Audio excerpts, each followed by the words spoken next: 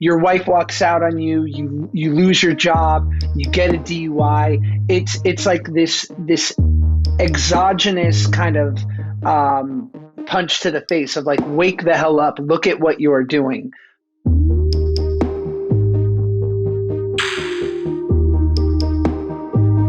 So before we did this, I rewatched our first interaction with each other. Did you? I did. Have you seen it lately? I have not. I haven't treated myself. Well, maybe we can start with that story. So for people who don't know, my first job, I was started as basically a phone answer at a talent studio, a talent management agency in Beverly Hills, which you were a client at. And I signed their first YouTube client, this guy named Dax Flame, who is this sort of surreal Andy Kaufman-esque performer. And I had him interview you to launch your first YouTube channel. And you showed up, in my recollection, high out of your mind. Is that correct? No, I was sober. I was sober at that time. Yeah. Oh, absolutely. You were already sober? I not only was I sober, I was probably 2 or 3 months sober, but I had just had this crazy surgery snafu that I recently talked about on my podcast. It was sort of the impetus I had to be sober for this surgery I was having like 2 weeks prior. And okay. Obviously, and when we get into the book, it's so much led up to that moment. So it just wasn't like random, hey, I'm having surgery, I should probably clean up. It was certainly the right time, but I was recovering from a surgery gone wrong, having spent like 2 weeks in the hospital, hyperbaric chamber, like life-threatening. But I also simultaneously had this movie I was promoting, and I wanted to start a YouTube channel. So that's how I found myself 6 weeks later with the young and ambitious Ryan Holiday. And did I ruin his career, Dax? Because I heard through the grapevine that because I made that video with him and I didn't act the way he wanted me to, that he quit making videos for a while. Well, it's so weird. Like, we have these memories of how stuff went. And then when you actually, there's a great book by David Carr called A Night of the Gun or something like that. It's sort of an addiction memoir. And he goes back and he like investigates his own memory of things. And he realizes that like every part of his memory of a series of events was like totally wrong. So so this was, I'm looking at the date. This is April 2008. So would you have gotten sober already? Yeah, because I got sober February 15th of 2008, and everyone wants to know what happened on Valentine's Day. And I hate to break it to you, but I was in no position to be anyone's Valentine at that time. Well, here's how I remember the events going, which is I had signed this YouTube client and nobody understood what YouTube was then. Obviously in 2008, it had just been purchased for all this money, but no one was making serious entertainment on it. And so I had suggested in this staff meeting that we have like a celebrity client come on this guy's thing and launch their own YouTube channel. And you know how it goes. They went down the list of all the people they wouldn't dare bring this to. And then sure. you were down there at the top of the middle of the list, I guess. Sounds about right. Yeah. But like, I remember thinking that you were acting so weirdly. Like here, this is what I was going to tell you. So I was looking at the first comment. This is from a year ago on the video, which already still has 700,000 views, which is pretty crazy. And it says, this is one of the strangest videos on Dax's channel for no other reason than the fact that Dax is by far the least awkward person in the room. That's so good. That's so good. I had no idea I have to be honest, and I'm with the same manager who was one of the people who was a partner in that company, 15 years later. And he's done this to me twice. And once was with Dax. And the second, honestly, was with Shane Dawson 10 years ago. Both of whom, Dax, I was walking into Dax's whole shtick only worked if the celebrity or the person working off of him was normal, right? Because he was like this painfully uncomfortable, sort of awkward. I think later it was sort of revealed that it was slightly like perhaps he was on the spectrum or something. So I don't want to put a negative connotation to it. It's just he had a specific way of interaction, which was funny if the other person was trying hard to keep it sort of Yeah. uh, sort of keep it up for the camera. But I just mirrored him because I didn't know what I was walking into. And I'm deeply obsessed with people pleasing and also don't want anyone to be funnier than me, especially at that time. And that's why the video just became like probably the most awkward 12 minutes on YouTube. It was so strange. I mean, that's why his stuff was really good, is that it was super awkward. So it was this kind of, I would argue it's one of the earliest sort of performance arts to go. It's performance art that sort of goes viral on the internet, and that's why it was popular and weird. And no one knew whether he was on the spectrum, whether this was this horrible, like whether he shouldn't have had access to a camera and like his parents had no idea what he was doing, or if it was all like brilliant performance art. And it's, did you ever see that? This is at the Bob Saget roast, where Norm Macdonald went up and he just bombed on purpose. Like he did like the worst act you could possibly do. The best, yes. This is I wonder if that's a little bit what this is that you escalated the awkwardness so much that it was one of the most uncomfortable, like, because watching it now, it made me uncomfortable. But I remember being in the room thinking like, what is happening? This is insane. Well, not to mention the fact that like, yeah, you can't meet Andy Kaufman at Andy Kaufman. You have to be Judd Hirsch, right? You have to be like screaming at him at his reaction, or just be so upset that this person is not subscribing to the social contract.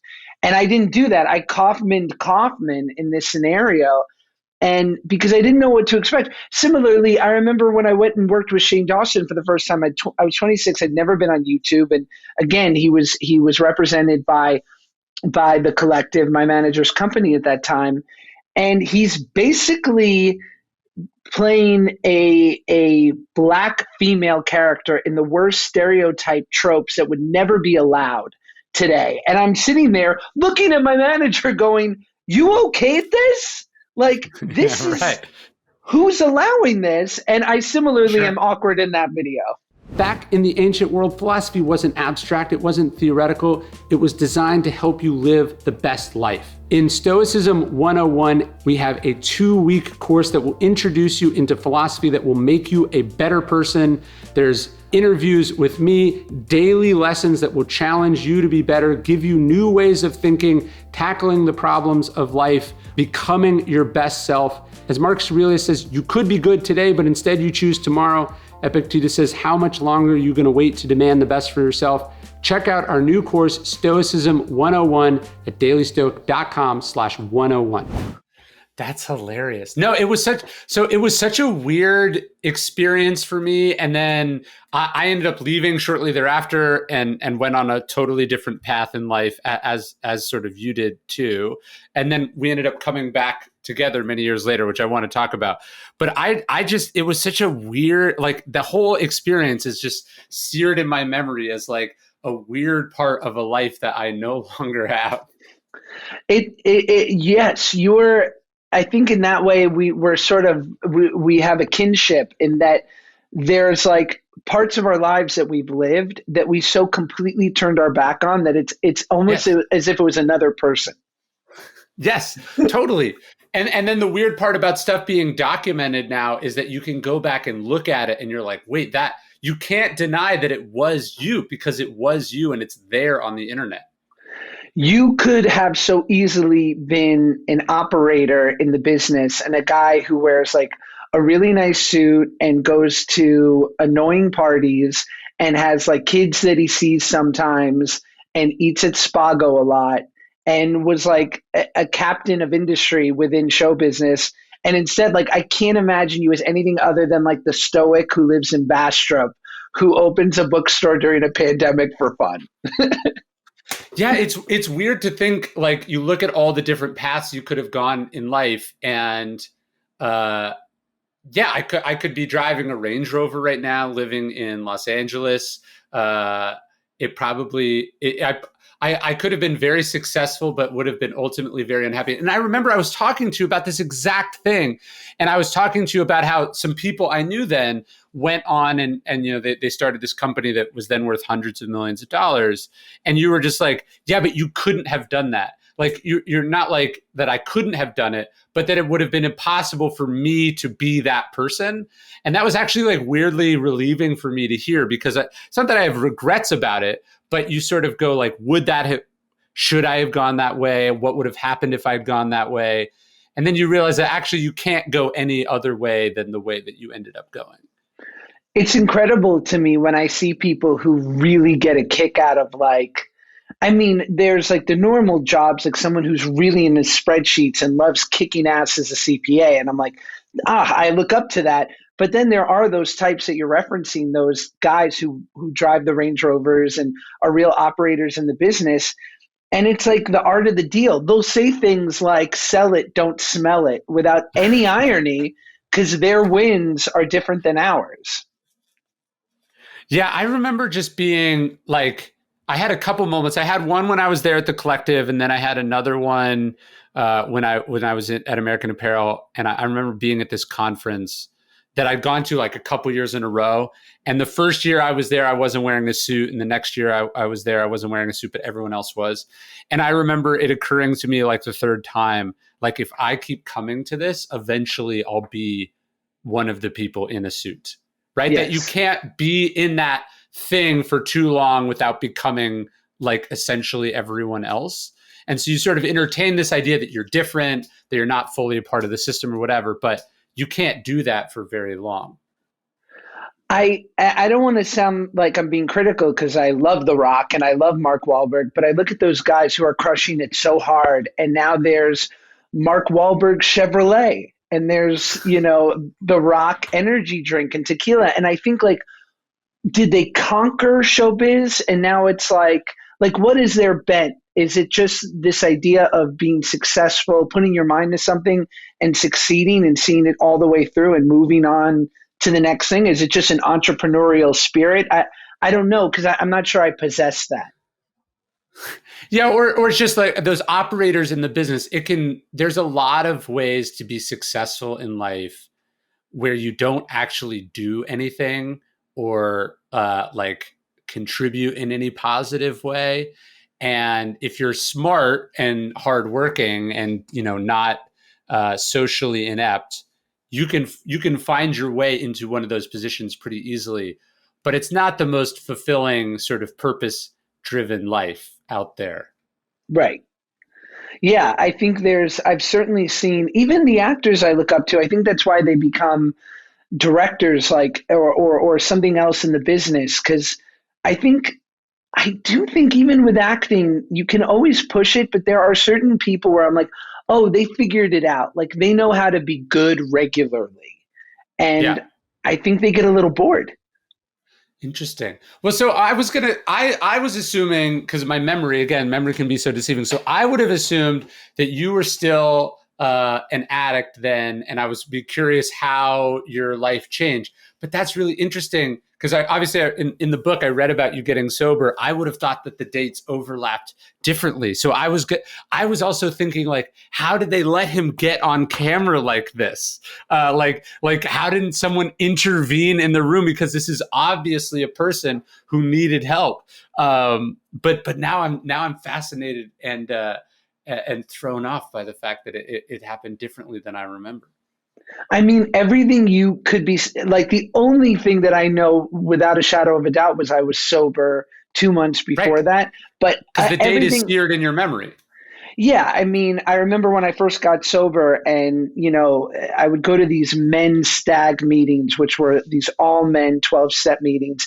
And these guys who were like pretty gruff would say to me, well, when'd you get sober? What's your day? And you'd be like, you'd feel pressure to know right off the top of your head.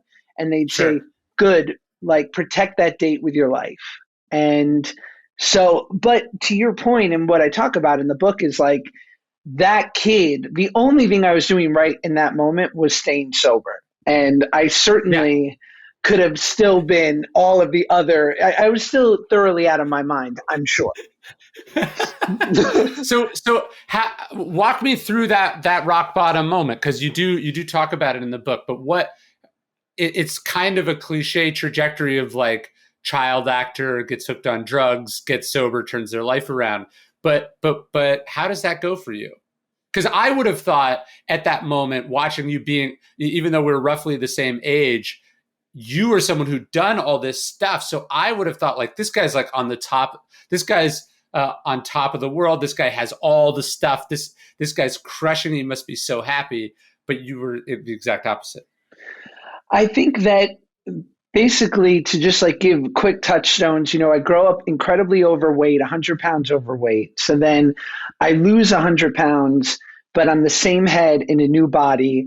And so I discover this new medicine that is way more efficacious in food and less calories.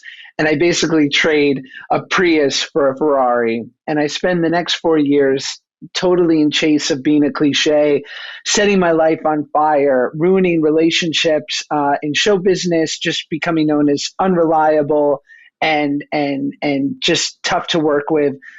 I'm either running from the police on a regular basis, mostly because I called them myself, because I assumed there was some sort of incentive for being the first to alert them. There isn't, in case you're wondering.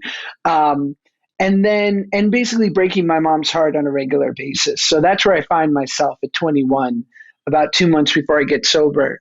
And sort of the big thing that I've always wanted my whole life was, I hated being different from as far back as I can remember, being the son of being an only child of a single parent, or being overweight or what have you. I just wanted to be normal. And then when I fell in love with acting, I didn't want to be the funny fat guy, and I didn't want to be the kid actor. I just wanted to be an actor. And so what I talk about in the book was, there was this moment, somehow I had booked the biggest part of my life when I was in the depths of my drug addiction, a movie called The Whackness with my favorite actor, Sir Ben Kingsley. And the movie got into the Sundance Film Festival, and it was my dream to not only be at this festival, but I was finally a real actor, not a kid star, not the funny fat guy, a real actor. And we're at the screening the night, the movie premieres, and Quentin Tarantino is there. And suddenly I'm like literally amongst the people I so look up to. And I wake up the next morning and the reviews are coming in and the reaction's great. And I immediately tell everyone in the house I'm saying that I need to leave right now. I'm getting on a plane. I'm out of here. And people are screaming at me. They said, Josh, why? Like, this never happens, and it may never happen again. And you're going to leave, enjoy this. And I just, as soon as I was a member of the club, it's that great saying, like, I never wanted to be part of a club that would have me as a member. And it was one of the most impactful moments of my life that I realized, good or bad, at the highest of the high or the lowest of the low, I am bottomless, and nothing, be it food, drugs, or prestige, can fill up this hole in my soul. And I got sober 2 weeks later, and I think it's undoubtedly correlated, that sort of spiritual bottom. Do you think about, because I've written about this before, how many people have moments like that where they get to the top of whatever it is, they hit a bestseller list, or they sell their company, or they, they're cover of a magazine, they win a gold medal, Super Bowl, whatever it is. And then they realize that it was never going to do the thing for them that they wanted it to do. Because I think that's what drives so many of us, right? You wanted your dad to be proud of you. You wanted to not feel like a loser. You wanted to feel cool. You wanted to be comfortable in your own skin, whatever that driving thing is for each person that drives you to achieve greatness at some profession. Then it turns out to be anticlimactic. How many of us turn away from that moment? Like, instead of actually listening, we're like, oh, I just need to do it more. Totally. No, I mean, we wake up, I find, I can only speak for people like me, right? So addicts, we respond great to catastrophe. So your wife walks out on you, you lose your job, you get a DUI. It's like this exogenous kind of punch to the face of like, wake the hell up, look at what you're doing. But it's short lived. And what you do in that moment is what is truly that crossroads moment. There's like a saying where if a guy calls you who's drunk and has been drunk for a long time and asks for help, don't let him take a nap, because he might rest up a bit and he might eat a sandwich and have a little bit of time go by and think, it wasn't that bad. So you're right. There are certainly people who have these moments every couple of years or what have you. And instead of taking action to maybe getting help, they double down on whatever got them there in the first place. Yeah, and it's not even just it's help. It's just like understanding the truth of it, right? So like you sacrifice for years and years, to become let's say a Super Bowl winning coach, and you've neglected your family, you've neglected your health, you've done all this stuff to get there, and then it's anticlimactic. There's this moment where you go, oh, it wasn't worth it.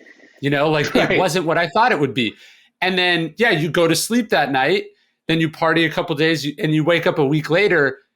That the breakthrough-ness of that epiphany, it has a short shelf life, and then it expires, and then you just go back to how you've always been. You don't make the change because you've lost that. It's expired. It's moved on. You lost the freshness of it, wore off, and then you just go back to who you always were.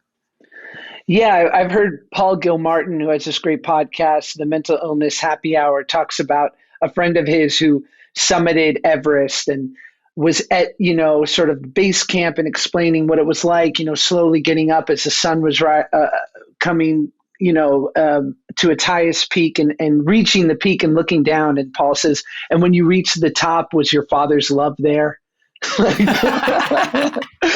And it's so true. It's right. I mean, I think we're all, it would be so fun to ask like someone who's like the GOAT, like Tom Brady. I suspect someone like him, it's about the doing. He's like, what would the word be? He's just like, for him, it wasn't about the end result as much as like just being great in every single moment. And the byproduct of that was major success.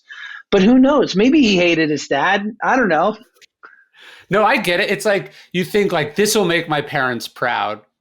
And then only as you get older, do you go, you shouldn't have to make your parents proud. That's the whole point. Your parents are supposed to be proud of you. Like it's a faulty premise. You can't do that. Do you know what I mean? Like if your parents weren't proud of you before, just for being a human being that they loved, they're not going to be proud of you when you climb Mount Everest or you make it to Sundance for the whackness, or you make $1 million or whatever the thing is. You were never going to get it.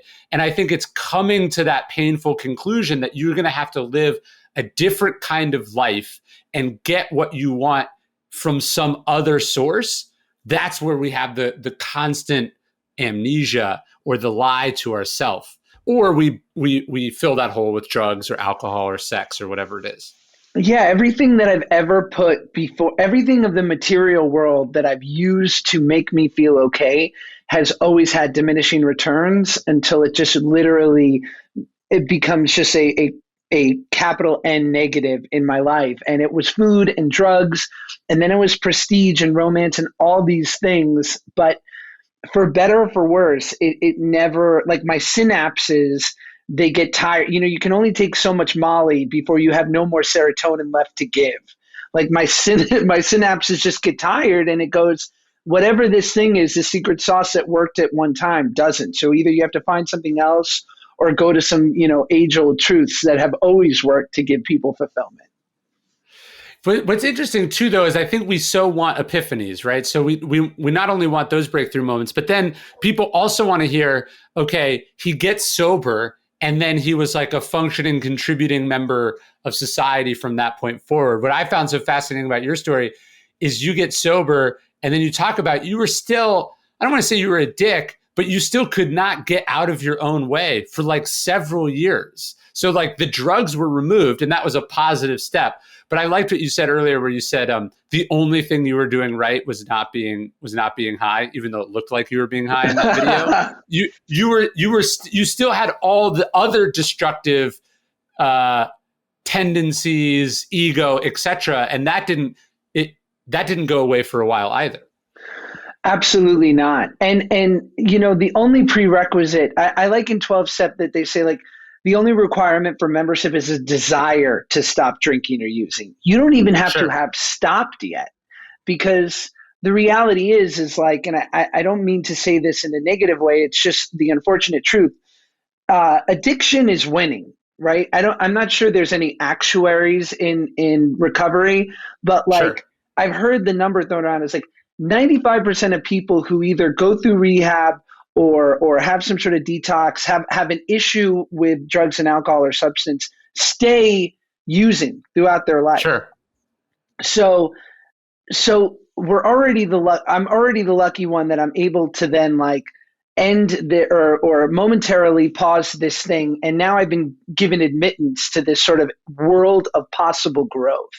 And how much I want to key into that, how much now inner work I want to do, because I finally have been allowed into this place where tools are possible and resources available to start working on these things that got me to drink and use and eat in excess, and facing these negative patterns that, addict or not, in general, I don't think most people want to look at these negative patterns that we accrue, that usually are all stemmed from instinct run wild, right? We have these instincts to procreate, to find shelter, to be able to fill our bellies, and that's all good, except it becomes, well, I need a few people to procreate with, and it'd be great to have a couple shelters, and if I'm going to fill my belly, it should be with like caviar and champagne.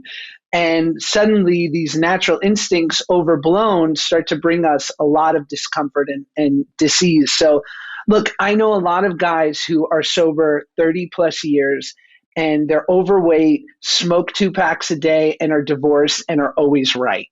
And I don't want what they have.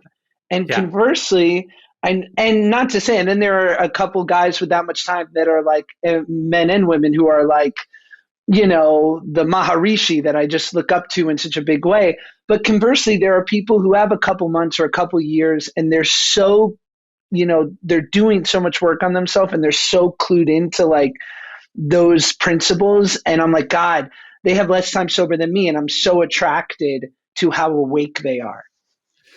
Do you know Tank Sinatra? Yeah. So he and I were talking about this thing that he said a while ago that I really liked. He was like, so he's like, some people, they drink the hole away, or he's like, some people drink to fill the hole. Some people have sex to fill the hole. Some people do drugs to fill the hole. Some people work to fill the hole. He was talking to this about this to like a sober person. And they were like a person who'd never been an addict. And they were just like, what hole are you talking about? You know? And I thought that was so brilliantly said, because like, if you are not a broken person, none of this makes any sense. Like if you don't have that destructive energy or that hole you're trying to fill, you don't get it. But if you are one of those people, then what you understand is that just stopping the drugs or the drinking or the sexual behaviors, it doesn't actually address the fundamental root cause of all of it, right? You still have that energy that then goes off in other destructive ways, less destructive, more socially acceptable, but maybe it goes into ego, or maybe it goes into these other things. It doesn't just magically resolve because you stopped using. Drugs and alcohol tend to drive you to a bottom very quickly because they're so efficacious. So the downside is so great. And, if you look at like the personality disorders as opposed to severe mental illness, you have like bipolar and schizophrenia and these things that like require you to really look at these things and perhaps take medication or certain ways because it's so intrusive on your life. But then there, in my opinion, are the really insidious personality disorders we don't talk about, like narcissism, borderline, histrionic, obsessive, that you can get through life, but you sometimes sit, and sometimes they're not even capable of saying this, but a borderline person or a narcissist would be like, why don't I have any real, like, why do I seem to turn off everyone? Right. But it wasn't so glaring that they were forced to look at this thing and they wake up at 60 and go like, geez, I seem to have turned off everyone. I can't imagine why. And I see that in people in life where they have these things that haven't served them, these negative patterns, but they were sort of never forced to face it. And they wonder why sort of they're unhappy at the time that they are. So I'm glad that I was forced to like really look at these things. And I know now I have to constantly look at them. It's maintenance. It's like last night's meal won't keep me fed. So when do you start doing that work on yourself? So you obviously get sober, you start going to 12-step, but when do you start working on yourself as a person? Like when does the reading start and the sort of self-improvement stuff? Because it seems like you go down that rabbit hole pretty quickly too. I think again, like assets done too much become defects, right? Yeah. And so I overdo it.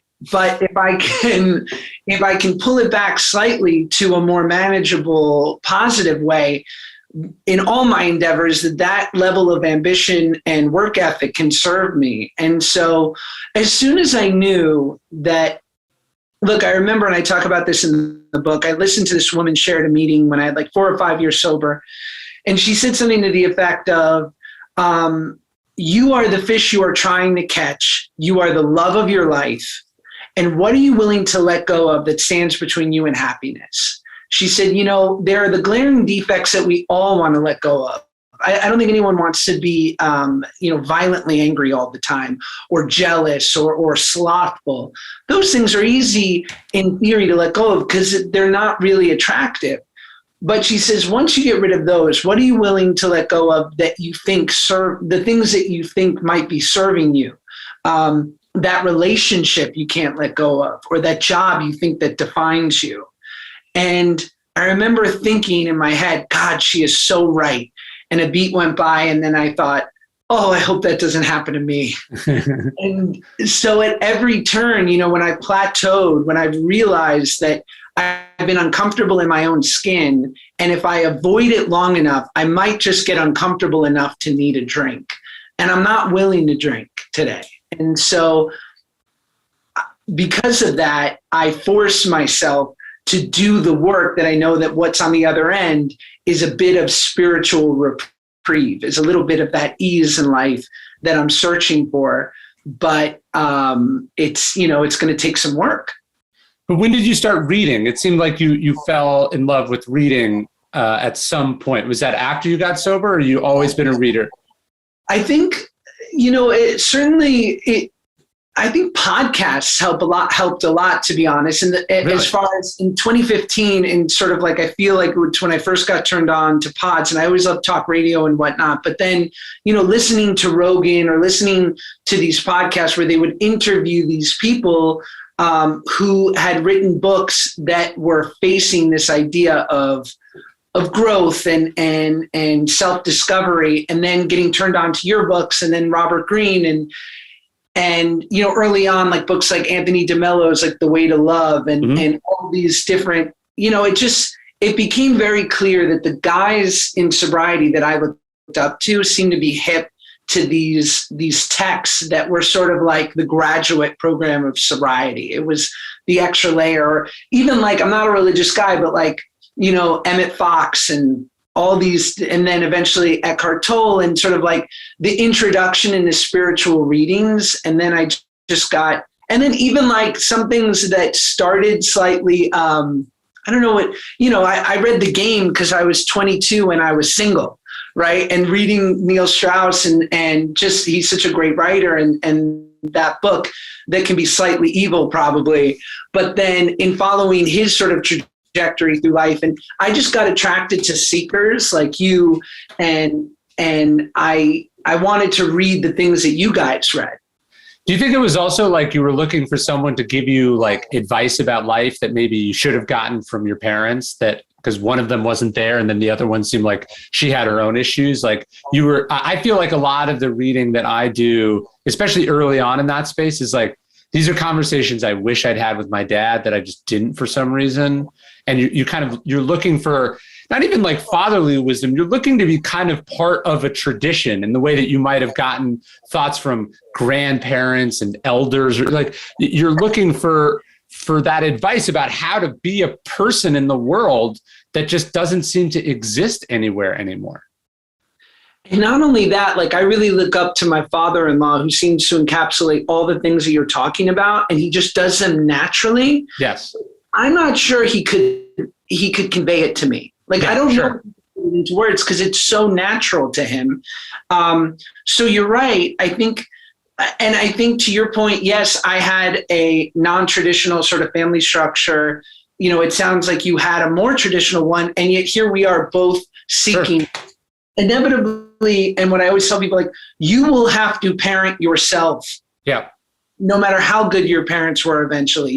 You will have to fill in the gaps. And even just in a separate way, what was so attractive to me about like sobriety and meeting these, you know, when I started going to these all guy meetings, it was like, I never felt comfortable in an all guy anything because I didn't think I possessed the requisite testosterone. But when these guys are hitting me with like these things about what it means to be, in quotes, a man and responsibility, and, you know, if you want self-esteem, do esteemable acts. I was like, how was this not given to me? Yes. You know, in 5th grade? No, I totally agree. That's how I felt when I found Stoicism. I was like, why did I read all this nonsense? Why did I do square dancing in 4th grade and not talk about this? You know, like, where was this all my life? I feel like, I feel like there's a Seneca quote I love where he says, you can't choose your parents, but you can choose whose children you want to be. Right. And I feel like it's this sort of decision. You sort of meet these people and you're like, oh, these are the people that I want to be like.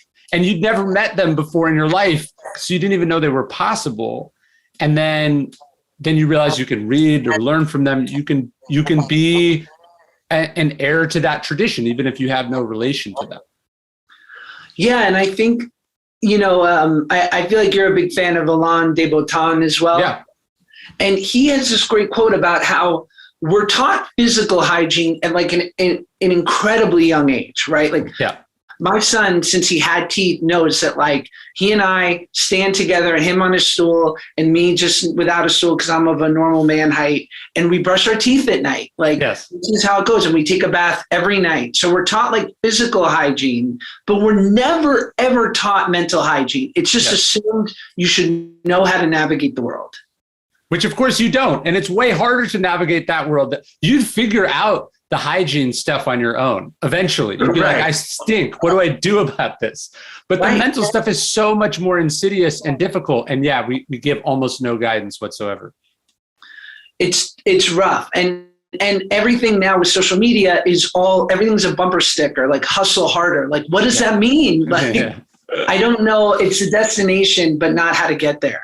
Well, you know what I was thinking though, that's so funny about your story. You know that expression, like when the student is ready, the teacher appears. So the whole point of the collaboration with you and Dax, which is where we started, was that you would start a YouTube channel. That was a viable entertainment path for a person. And so I was looking because I'd never thought about it before. I was like, so is that the YouTube channel that he ended up starting? Did he just go claim that? And no, you ended up starting your own YouTube channel, like however many years later, that now has like millions of subscribers. So that actually was the path for you in life. You just were not at a place to take advantage of it then.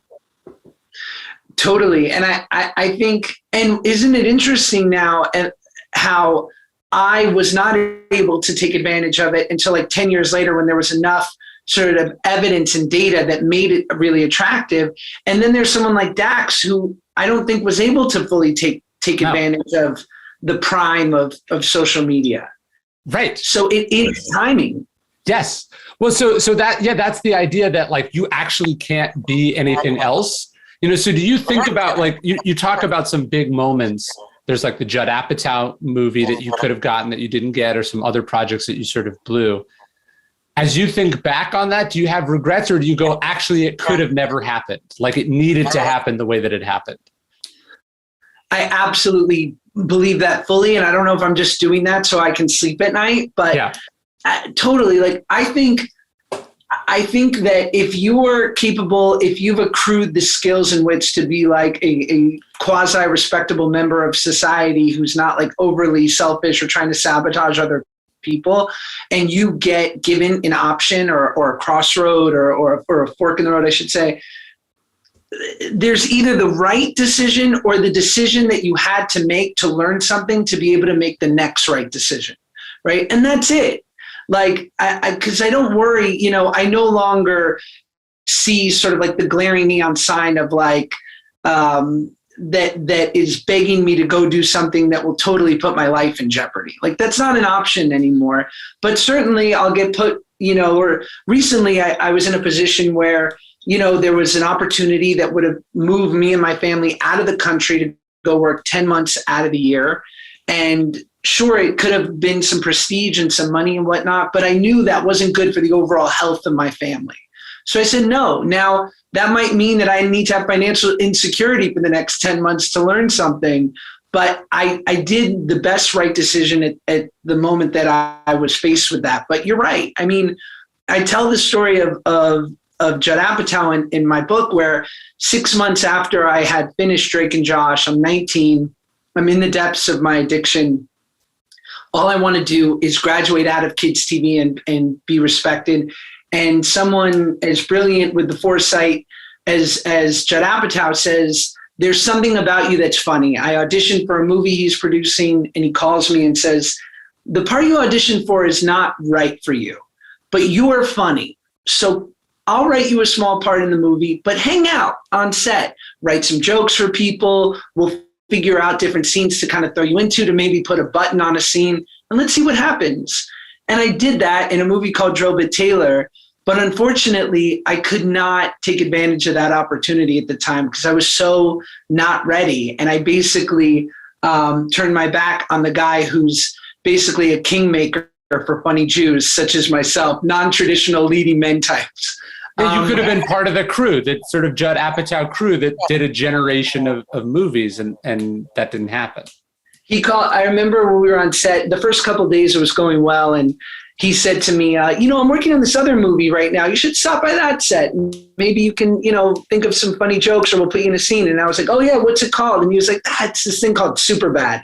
And I was like, yeah, I'll try to make it. Ryan, spoiler alert, I never made it. But to your point, you're right. It wasn't right for me. And I had to completely blow that up to eventually be in enough pain to get sober and get my life on track. Isn't it funny how different that is? So you blow that opportunity like unintentionally, but then here you are all these years later getting an potentially equally good opportunity, and you're like, no, I'm not going to take it, but for totally different reasons. So it's the same thing, but for healthy reasons versus unhealthy reasons. Yeah, that's so well put. You're right. I don't know if it's the universe doing for me what I couldn't do for myself, or it's just, it's just random. I don't know. Yeah, it's weird. It's very strange. So how did I remember we reconnected because you messaged me on Instagram. Yes. And I was like, there's no way you remember me. I did not. I was a fan, dude. I'm a total fan. And then of course, like the moment it was almost like as the message was opening, I'm like, Ryan from the Collective, 21-year-old Ryan, of course, Ryan. But up until that, a millisecond before, I just loved your writing, and I was a fan and of books like the ones that you write. And I had a podcast, and you came on, and then we immediately, I don't know, I just, obviously we had some history, but there is that language of the heart with like a fellow traveler that you have. And luckily, like we had history. So I feel like we became sort of closer than I would with someone that was a total stranger before. But nevertheless, there's just that sort of like common language that is born in those moments. Yeah, I don't know why. Yeah, you're right. That's exactly what it is. There's some like shared history, even though we were literally in the same room together for like 30 minutes. Yeah, it doesn't make sense. But then also like what was great about you, Ryan, and I just love this in general, is like whether it was your past in American Apparel or what have you, like you had just enough dirt on you to where I could be like, like this guy gets it. Like, because if you were just like a perfect Buddha from jump, I would have been like, I don't know if this guy can get me. Yeah, no, it's weird. My addictions / compulsions were much more socially acceptable, right? They weren't actively destructive. But when I look at like working at the Collective, then for Tucker, and then for American Apparel, working for these different people, they're all the same people. It's the same place. It's like me trying to attach myself to or being willfully blind to what was obvious to everyone else, just over and over for like 10 years of my life. It's totally inexplicable to me. But it's like we talk about what we said earlier, which was like assets becoming, defects when there's too much of it, right? And I feel like you toe that line, and like those are the people that I'm like, my hat is off to the guy who can go to a monastery and meditate for 10 hours a day. I'm just not capable of that. Like, I really want to see someone who's taking these ancient truths and applying that to a really annoying, moment, like someone who's really living it. That fascinates me. Yeah. And look, I think if you're not broken, you don't have to do any thinking about these things. You just are. You're talking about your father-in-law. The people are just naturally there, almost lack an ability to communicate about it in the same way that a really talented athlete usually doesn't make a good coach. It has to be a slightly subpar athlete who has to actually wrap their head around the game and how the game works, that can function in a leadership role. LeBron James probably actually wouldn't be a great coach because he's so amazing. You need someone who's a couple tiers below him who has to be more aware of how the game works. I would argue that it might be why LeBron doesn't always seem like the greatest leader. Yeah. Just in general, because his ability is so striking and undeniable that it's so frustrating for him when other people can't just meet him at that level. Kobe was that way for sure. Yeah, totally. Not everyone is Kobe. Like it's hard to understand that. And the thing with my father-in-law is that it's not like he has this hack, right? So that he can subvert all the natural sort of requirements of being a human. It just comes naturally. So he is the guy who will pick you up from the airport. Like that is of such high value in the world in which we live in. He's constantly doing for others. He always, sometimes I play this game in my head with him where I try to eat after him because he is always the last person to fill his plate at a family dinner. Everyone eats first. And it's inspiring. And he's got 4 kids and I watch him when there's this natural, and it's never, said with vitriol, but there'll be a natural sort of family conflict where the siblings are going at each other. And he'll just kind of give me a look and a half smile and just, roll his eyes. I'm like, don't you want to get in here? I want to get in here. But he knows that to be unreactive in most situations is the way. And, I was recently talking to, I know, Laird Hamilton and Gabby Reese. And I mean, those are the happy They have people. They have that energy. And Gabby said it so well. She's like, listen, because I said, stop it already. You're both attractive. You're both super athletes. It's not fair. And she's like, I was like, how are you guys so generous? She's like, it's not that she's like, I'm aware of the secrets of the universe. I know what begets a good life. It's not like this is inherent to me. And I think what she was sort of saying is I have all the natural selfish feelings. I do feel elite at times and different than others, but I just know if I am this way, I'm going to get a good life by being good to others. Right.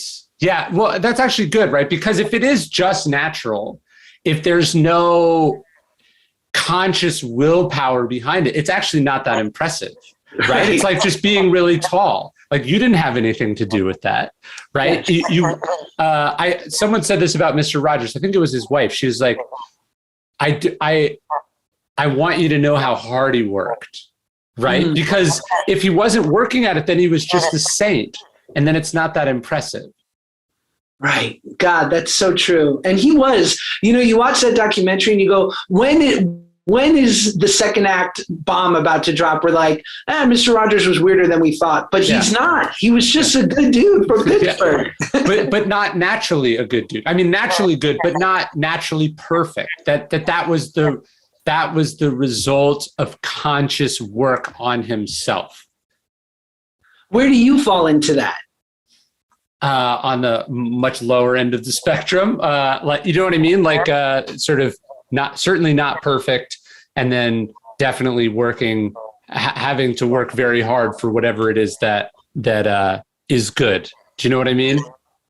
Yes. And my wife talks about this, where she's like, one of us is Stoic and the other writes about Stoicism, right? Like she has it down. If I don't lose my temper about something that's very upsetting, it's because I was able to go, that is very upsetting, and I'm going to choose not to be upset by it, not because that's just how I am, because I'm not that way.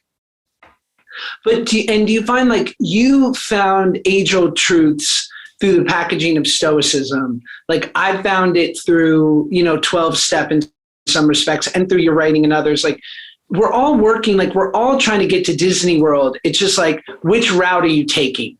But it's all repackaged for what's consumable for you, right? And sometimes that's religion. It can be so many things. I think that's right. Well, I would say we're not all trying, but of those of us who are trying, there's a lot of different ways there. Yes. In fact, I'd argue most people are not trying at all. And that's why even some of the most basic things in 12-step are actually not that basic. When someone's like, it works if you work it, or, these cliches, if you've never heard them before, or you do the opposite of them, they actually are quite groundbreaking and profound. Do you find that you fall, like, sometimes with all this knowledge, I'll still find myself falling into a bit of like optimistic nihilism, where even though I know these things to be true without a shadow of a doubt, I sometimes go like, but it's all random and who gives a shit anyway.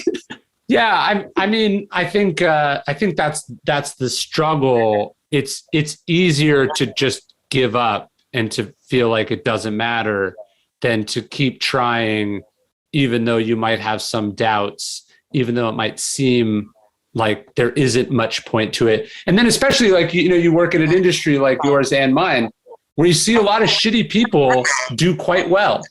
Yes. Or get away with horrible things. Yes. I'm glad the reckoning that's happened over the last decade, and obviously in moments like this, the pendulum has to swing way to the other side for it to eventually find balance. But like anytime I hear like another white guy actor who's like, there's no parts for us anymore, I'm like, we had it pretty fucking good for a long time, my friend. I'm just like, listen, dude, like, but yes, there can be some like frustrating moments where you feel like the overcorrection is so over. But like overall, this is such a good thing for the health of this business that we are a part of. Yeah, I think that's right. And then generally, when you look at a shitty person who's succeeding, I try to remind myself that it also still sucks to be them, as it sucked to be you when you were succeeding but unhappy. So when I asked you to be my advisor when writing this book, what went through your mind? Were you like, oh no? No, and I was like, this sounds really fun. I loved it. That's one of my favorite rules, to be able to advise on a project but not actually have to do the really heavy lifting. So it was really fun. No, I had a great time. I was flattered. Oh my gosh. I sometimes I'm like, I forget that you're like 9 or 10 months younger than me. And I'm like, cause this is gonna, blow up your ego to as much as a Stoic would allow their ego to be stroked. But, I bought a house with my wife and I was working on my office, and my wife was like, oh, I want to put like pictures of like the people that you love, and like you look up to. She's like, so where can I get a picture of Brian? No, come on.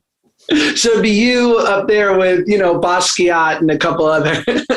Wow, that's very cool. Well, so speaking of people you admire or trying to strive to be something, how has being a parent changed you?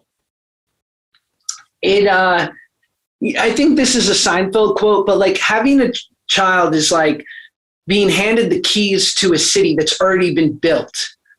You just open the door and you are in this new city. You had nothing to do with the establishment of it. And it's what does that mean? In this idea that it's like, you usually in life, whether it's everything requires construction, right? From your great dreams, it's got to start, at practice in Pee Wee. And, if you want to be a lawyer, it starts at law school or even before that.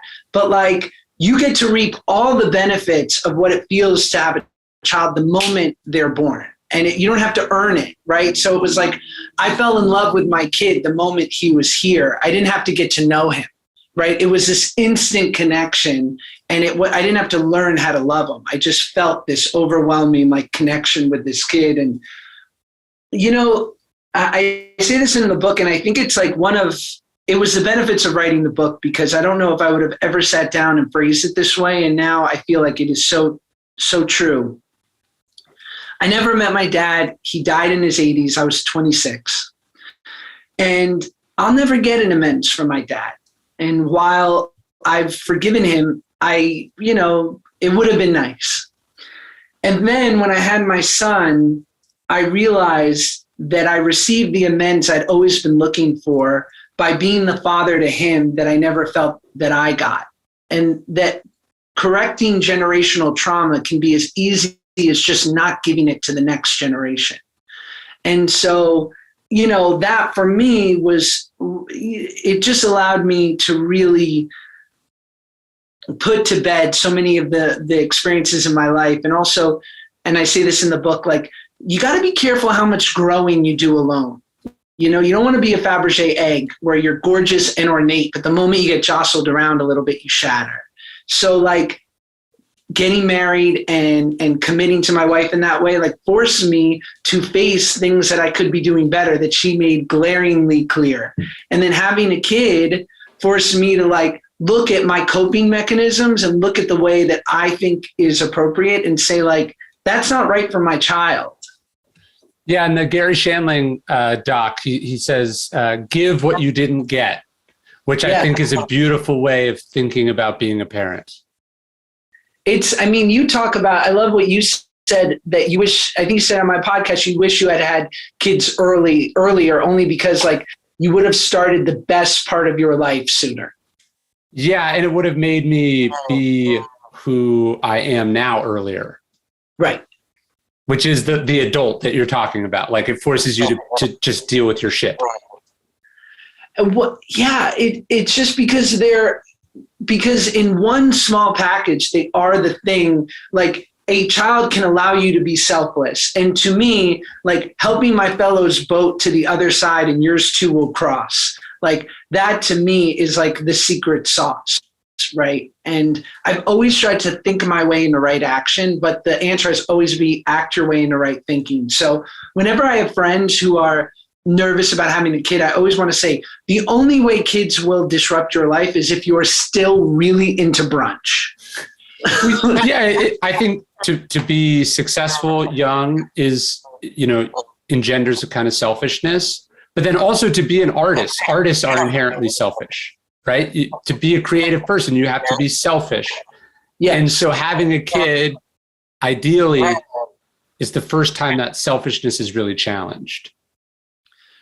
And but I love when you and I talk and you talk about like keeping banker's hours because you have your like set time that you work and it doesn't intrude on your time with your kids. Yeah. Yeah, no, it forces you to be a regular person in a way that you can get away with not being a regular person if you're a successful artist or entrepreneur or whatever. Because your kid definitely keeps regular hours. Yes.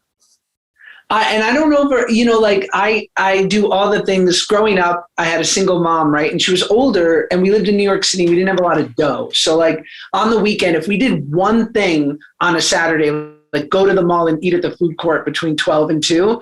That was it. When we got home at 2:30, we were shut down for the night. And I was like, shit, I'm an only child. And now it's just me and the TV. This sucks. And now with my son, like and I can't believe how it's not that expensive. I'd be like, do you want to go to the trampoline park? Because we can go right now. Like, and it'll be like, of course I want to go. And I'm like, this is $20. Like, it's not exactly Disney World passes or, and we do so much of that. And I don't feel like, oh, I'm here. I could be doing yoga. And I think some parents feel that way, but I'm lucky that I don't feel that at all. I'm getting the kick out of reliving this with him. Well, your story illustrates this a little bit with your dad. It's like having a kid and being a parent are very different things. Yes. And the thing with my dad, what helped me was all I knew of my father was that he had a family and kids, he had a wife and kids, and they were grown, right? Because he was 60 when he was with my mom. And so I tell this story. When I found out he had passed away, because he was an older dude, he didn't have much of an online footprint. But I knew my siblings' names. And so a friend of mine said, why don't you put that into Facebook? And all of a sudden, this treasure trove of pictures of my father. I mean, I had never even seen a picture of him until I was 26. And all these pictures come up of him at bar mitzvahs and weddings. And then eventually when he passed away, like these beautiful tributes from my siblings to their dad, our dad. It's weird to even say it that way, about how much they loved him and how he was what I wanted him to be for me. He was that for them. Mm-hmm. So there could be other me's running around, or maybe he was just a guy who totally messed up and didn't have the amount of courage it would take at 60 to completely turn his life upside down. And so I can't be the arbiter of the ultimate right, because he was a good dad just for them. Up to you. Yeah. Right. And the only way you can undo that is the only way you can find any meaning from that is to be a good dad yourself. Yeah. I'm righting the wrongs. I'm not passing the trauma. I mean, I originally wanted to put this in the book and then I didn't, but it's not for me to diagnose anyone as an alcoholic or not. But from what I know of my grandfather, who I never met, he liked to drink, eat, smoke 10 cigars a day, regularly set his dress factory in Newark on fire for the insurance money, and dropped dead at 50. And he was nice enough to give this proclivity for overdoing things to my mom, who, wrestled with it a lot of her life, but luckily got into therapy and 12-step, who then gave it to me when she saw her little boy sort of facing it. And now my son, who, is 3, has a really good chance at only being like reasonably dysfunctional, like just having a normal amount of messed upness. And I think about, wow, it took 4 generations to clean this up. And I think it's pretty powerful. Yeah, to just not leave them worse than you were is a low, but also very high bar. Yeah, it's definitely the goal. When you now have a kid in your house, does it help you understand how insane your own childhood was? That's been really different for me, being like, oh, now I know how you're supposed to treat a 5-year-old. It's so telling. And because I know on an adult cerebral level, but I mean, my wife had COVID 6 weeks ago, and so she was locked in our room for 5 days. And so I had my son 4 or 5 days over Christmas break. Like, there was no school. It was just him and I. And I would literally put him down at 7:30 and lay on the couch scrolling TikTok at 7:45, because I was like, I deserve this. And I'm like, by 7:59, I'd be asleep with like my phone off to the side, because I was and I'm like, wow, my mom did this for 18 years. Like, and being the sole parent. And so while I can reconcile all of that and see on a logical level, like the Herculean amount of strength it took for her to do that, I'm so aware that I was dealing with some things that maybe a kid shouldn't have to deal with. And I'm careful about that, because on one hand, those truths have been important to face. This idea of like, I never had that opportunity that I hope my son will have at 18 to be wonderfully open to doing whatever he wants. I didn't have that. I had to make money and I had to keep going. And I think that has installed a lot of neuroses and pressure on me. But the other side of it is, and my friend reminds me of this, he's like, yo, dude, like your mom, like, look at you, like you're a good kid. And that's because of your mom. Like, and it's only her. And so I have to be reminded of that too, is balance, because it's easy to be like, well, look at your parent and think, well, now I'm facing this and you could have made it easier for me. But it's also about coming to terms with like, hopefully they were doing the best that they could. Well, it's not good or bad. It just was what it was. And it, in the same way, it's like, oh, I grew up, this happened to me, and so this was the result. Do you know what I mean? You're like, oh, I broke my leg when I was 6, and then that messed with my growth plates, and that's why I'm the height I am. Right? It's not good or bad. It just is. Right? It's just a fact. The lack of the moral judgment, I think, does allow you to be a little bit more peace. My therapist said one time, I was talking about something with my parents, and she was like, look, man, these are the cards you were dealt. Like, you're just not you're not going to get what you need from these people. Right. Like, that's just how it is. It's not good or bad. It just is. So what are you going to do about it? And how awful is it that your beautiful children at a certain age are going to look at you and your wonderful wife, the Stoic and the guy who writes about Stoicism, and they're going to confront you. And like, my kid will too. And like, I give my mom shit, like, especially, Jews who were born in the 1900s inherited this like weird epigenetic trauma, right? Because like even the ones who weren't in Europe, like all they were hearing was stories of their families were wiped out. And a lot of Jews just showed up here on a boat and would like walk the lower, like my grandmother walked the Lower East Side, like at 8 years old, an orphan without shoes. Like this was the story of my grandmother, who completely unequipped had my mom and gave her the best she could. But my mom had a life that I'll never be able to understand that challenge. And mine was challenging too. And sometimes I'll say to her, like, well, you chose to have me. Like, it's not my fault you had a harder life than I did. And I know that my kid is going to give me on some version the same shit. And I'm going to be like, you go to Montessori school. What more could you want from me? No, I think there's some intellectual humility that you have to have, right? That you're going to do the best you can and it's not going to be enough. But you still have to really try, right? Yes. And you have to do your best to give your kids a childhood that they don't need therapy for. Right. But they will. They probably will go to therapy, probably. They probably will. But obviously, to a certain degree, you have some semblance of control of how severe the therapy needed will be. 100%. And do you find that, like, I will, I fall in lockstep with my wife, and it's all those corny tropes of like happy wife, happy life. But more so, I can recognize you naturally have a healthier interpersonal sort of strategy when it comes to the people she deals with on a daily basis, her family, and now in raising a kid. And so I'm happy to, acquiesce to her and be her lieutenant as opposed to the general. And like, there's always one or two times where I'm like, no, I feel strongly about this. But for the most part, I go, even if I don't quite see it in the moment, there's enough data to suggest that you know best when it comes to our son. Well, that goes to the humility also, right? I don't remember, and even talking to my parents now, I didn't get much of a sense that they had any doubts or questions, which I think was kind of the problem, right? Like they were very convinced this was the right way to do it.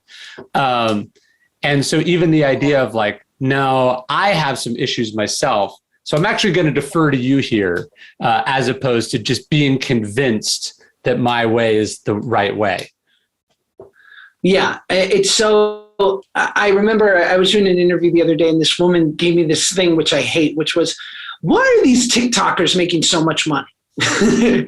And I said, she said, they don't do anything, do they? And I said, I have to stop you right there. I said, I don't want to be that guy. I said, because I think every generation has looked at the next and been like, they don't get it. Yeah, and I don't want to have that boomer energy. Like, I want to believe that they might be doing something that I can't quite appreciate at my age, but it's no, more or less valuable. No, boomer energy, if I think about what I'm trying to avoid as a parent, pretty much all of it is that sort of boomer energy, which I think was different when we were kids, but as we've seen over the last 4 or 5 years, has really curdled as they've gotten older. Oh, yeah. And it's let go to I look at parents my age and younger that, I'm trying to pull some of the good, in quotes, boomer energy of this idea of I can't protect my kid against everything. I can't safety proof life for them. And I see so many of my fellows trying to do that. And I'm like, I don't know if that's tenable. I was writing an email for this thing I do every morning called Daily Dad the other day. And I heard the joke from somewhere, but I really liked it. It was like, do you ever remember your parents making sure you were drinking enough water? Like every once in your life? Now, every kid has a water bottle. And if you send them to school and it's not a environmentally safe water bottle filled, all hell will break loose.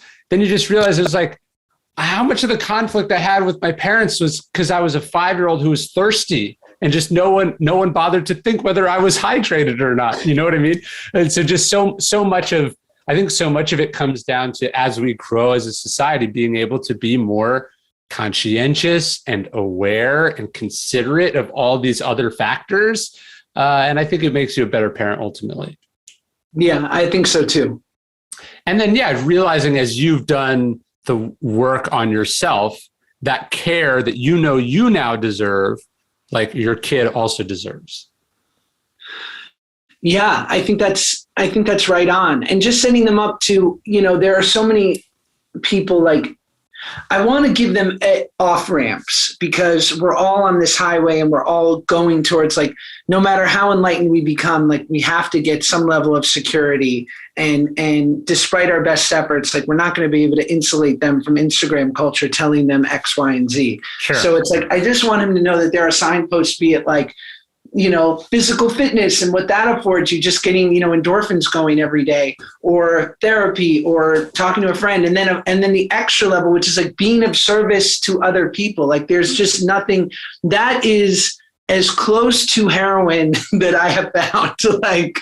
It's literally the only thing that I'm wow, when done correctly, this is pretty damn good. Well, even just the awareness that hey, everyone has these wounds, this hole, and there's different ways to fill it, right? And that you're aware that drugs or alcohol or success or ambition, that is one way. It's just a really not fun way in the end. Gives you, that's an ability to communicate an important lesson to your kids that your parents just didn't have the self-awareness or involvement to be able to give you. But is it mostly modeling, Ryan? Do yes, you find sure. It is, right? Yeah. You have to be what you want your kids to be. Yeah, it's the only way. It's the only, or if you can tell them it, but if you're not it, you're modeling the exact opposite of what you want them to be. Right.